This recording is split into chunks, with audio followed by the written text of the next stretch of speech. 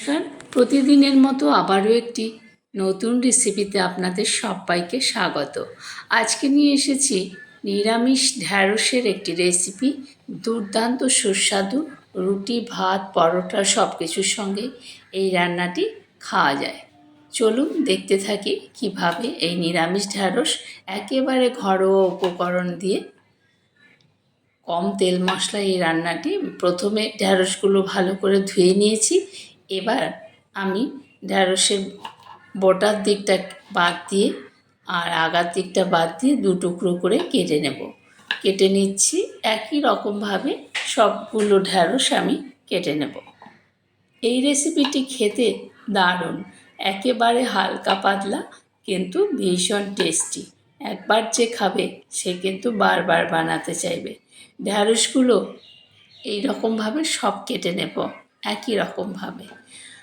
সবগুলো ঢ্যাঁড়সই আমার কাটা হয়ে গেছে। দেখুন, আমি এর আগে পরিষ্কার জল দিয়ে ধুয়ে নিয়েছি। একটা মিডিয়াম সাইজের আলু লম্বা লম্বা সপে কেটে নিয়েছি।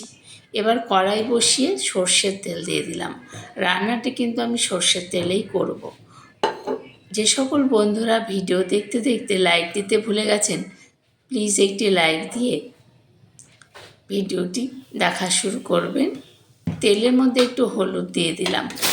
এবার ঢ্যাঁড়সগুলো একটু ভেজে নেব, মানে হালকা সতে করে নেব 2 মিনিটের মতো, যাতে ঢ্যাঁড়সের কাঁচা গন্ধটা না থাকে। আপনারা চাইলে ঢ্যাঁড়স না ভেজেও রান্না করতে পারেন, কিন্তু তাতে কোনো অসুবিধা হবে না।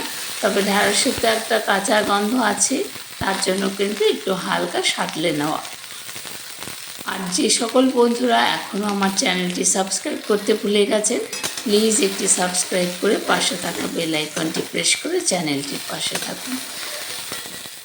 ঢ্যাঁড়সগুলো কিন্তু ঠিক এরকম করে আমি একটু সাঁতলে নিয়েছি। এবার ঢ্যাঁড়সগুলো তুলে নিলাম। সবগুলো ঢ্যাঁড়সই আমি তুলে নেব। সেই কড়ার মধ্যে এবার আবারও তেল দিয়ে দেব। একবারেই রান্নাটি বসিয়ে দেব। আগে একেবারে ফোড়ন দিয়ে তারপর কিন্তু রান্নাটা করব। এবারে তেল দিয়ে দিলাম আরও 1 চামচের মতন, টেবিল চামচ দিয়ে দিলাম 1 টেবিল চামচ তেল। খুব যে একটা তেল লাগে এই রান্নাটি করতে, ঢ্যাঁড়স এমনিতে খুব একটা তেল লাগে না রান্না করতে। দিয়ে দিলাম 1/2 চামচ 5 ফোড়ন, মানে 4 চামচের 1/2 চামচ। শুকনো লঙ্কা ফোড়নে দিলাম 3টে, আর দিলাম একটা তেজপাতা। এই ফোড়নের সুগন্ধ বেরোনো পর্যন্ত আমি একটু অপেক্ষা করব। তারপরে দিয়ে দেব এর মধ্যে আলু। একেবারে সম্পূর্ণ নিরামিষ এই রান্নাটি। ফোড়নের মধ্যে আলু দিয়ে আলুটা বেশ খানিকক্ষণ ভেজে নেব, যাতে আলুটা সেদ্ধ হয়ে যায় আর ভাজাও হয়ে যায়। না হলে ঢ্যাঁড়স যেহেতু নরম সবজি, সেই কারণে আলু কিন্তু সেদ্ধ হতে একটু সময় লাগে ঢ্যাঁড়সের তুলনায়। তাই আলুটাকে আমি খানিকক্ষণ সেদ্ধ করে তারপর ঢ্যাঁড়স দেব। এবারে আলুগুলো কিন্তু ভাজা ভাজা হয়ে এসছে প্রায়। দিয়ে দিলাম একটু হলুদের গুঁড়ো। আমি কিন্তু একবারেই মশলার মধ্যে অ্যাড করে দিচ্ছি। আর দিয়ে দিলাম সামান্য স্বাদ মতো নুন। নুন আপনারা বুঝে দেবেন, রান্নার পরিমাণ বুঝে সব উপকরণ কিন্তু কম বেশি করে নেবেন। এই নুন হলুদ দিয়ে আবার ঢ্যাঁড়সগুলোকে একটু ভালো করে ভাজবো। দিয়ে দিলাম আদা, থেতো করা আদা 1 চামচ। আমি হাত দিয়ে দিলাম এটা। আদা আর 5 ফোড়ন, তেজপাতা, শুকনো লঙ্কার সঙ্গে দারুণ সুন্দর একটা গন্ধ বেরিয়েছে। ভালো করে ভেজে নেব আলুর সঙ্গে এই আদা আর হলুদ, তাহলে কাঁচা গন্ধ দূর হয়ে যাবে। আলু কিন্তু অনেকটাই সেদ্ধ হয়ে গেছে। এবার দিয়ে দিলাম সামান্য একটু জিরে গুঁড়ো, আর দেব সামান্য একটু ধনে গুঁড়ো, মানে 1/2 চা চামচ করে। ভীষণ কম মশলায় কিন্তু এই রান্নাটি, একেবারে হালকা, কিন্তু খেতে হবে অসাধারণ। বন্ধুরা এইভাবে একবার ঢ্যাঁড়স বা ভিন্ডি যাই বলুন না কেন একবার বানিয়ে দেখুন। সামান্য একটু জলও অ্যাড করে দিলাম। এতে কী হবে, মশলাটাও ভালো কষানো হবে, পুড়ে যাবে না, আলুটাও অনেকখানি সেদ্ধ হয়ে যাবে। দিয়ে দেব এবার স্বাদ অনুযায়ী কাঁচা লঙ্কা, আর দেব একটা টমেটো। ভালো করে নাড়াচাড়া করে নিলাম। টমেটোটা একটু পরে দিলাম যাতে একেবারে গলে কাদা না হয়ে যায়, সেই কারণে।